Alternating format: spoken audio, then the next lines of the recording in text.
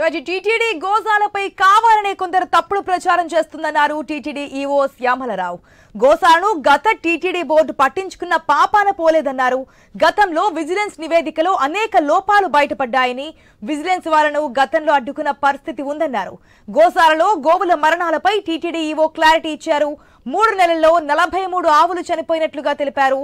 జబ్బులు, వృద్ధాప్యం కారణంగా ప్రతి నెల యావరేజ్ గా 15 గోవులు చనిపోతున్నాయన్నారు. గతేడాదిలోనూ 190కి పైగా ఆవులు చనిపోయాయన్నారు.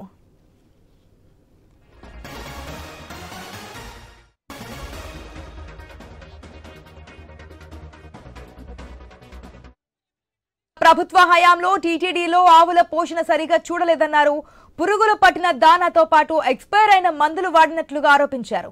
అప్పట్లో దీనిపై విజిలెన్స్ రిపోర్టు కూడా వెల్లడించిందని ఆధారాలు ప్రెజెంటేషన్ చేశారు. గతంలో గోశాల నిర్వహణ అధ్వానంగా ఉందని వెల్లడించారు. ప్రస్తుతం గోశాల నిర్వహణ బాగా చేస్తున్నట్లు చెప్పుకొచ్చారు.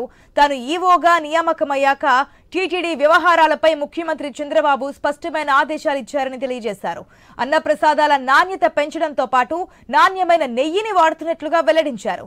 ఇప్పటికే నెయ్యి కేసును సిట్ దర్యాప్తు చేస్తుందని, ఇందులో 2 టీటీడీ అధికారులను కూడా ప్రాసిక్యూషన్ చేయాలని కోరినట్లుగా చెప్పారు.